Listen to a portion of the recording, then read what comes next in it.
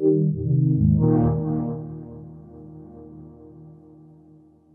so my name is Hideo Nakatsukasa from Koei Tecmo Games in Japan, from the global marketing team. I'd like to introduce you to Bladestorm Nightmare today. So Bladestorm Nightmare is a game which is split into two major sections storyline-wise. We had the original Bladestorm game which appeared about 9 years ago. So it's been about 7 years ago. So there's been about a 7 years gap between the previous installment Bladestorm and the latest Bladestorm Nightmare. The Bladestorm is basically split into two major storylines. One is the 100-Year Wars, which is the bitter war between the French and the English back at the time. And the second part will be the Nightmare section, or Nightmare story, which is more of the fantasy approach being taken after the 100-Year War storyline. Talking about the main gameplay of Bladestorm, the player takes on the role of being a mercenary, and they can opt to choose of being on the French side or the English side. They actually go to a tavern before each missions, and they can actually pick any missions they want, and they can actually choose to become on the side of the English or French, as we mentioned early on. Okay, so the key features of the game itself is, as we mentioned, the storyline, followed by the battle system itself, and also the edit mode we're seeing right now. As you can see, you can edit your player to real fine details, starting from the voice we see at the moment in front, in the screen in front of you. You can actually change the pitch of the voice as well, and you can change these weapons as you see at the moment, and you can change his appearance, his armory, his weaponry. The edit feature is pretty much unlimited in terms of the different options and different combinations you could actually come up with as you create your own character from the edit mode. Okay, so what you're seeing at the moment is the basic battle screen, and what you're seeing is a demo sequence. Actually, it's the first phase of the game itself.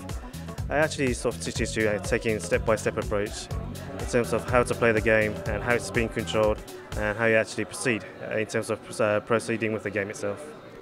So, talking about the basic battle system for Bladestorm Nightmare, for the sort of key wording we have for the battle system is zapping, squad action, base-centered battle, and troop types.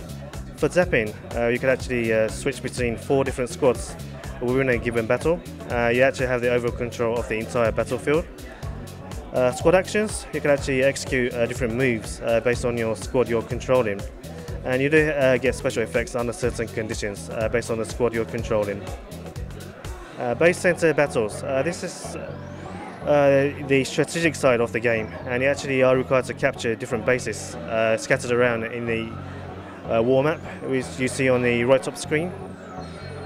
There are commanders and guardians who actually guard those bases, and you are required to actually attack them and defeat them to actually capture the base itself. And also we need to talk about the troop types. There are different troop types available in the game. Taking some examples, swordman, spearman, halberd, longbowman, armoured mace and armoured axe. There are different variations in terms of the troops you can actually choose and in joining your units.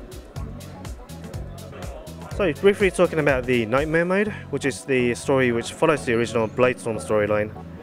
This Nightmare mode is like an original fantasy storyline and expands from the core Bladestorm storyline, adding new excitement and new approaches and new fields to the gameplay itself.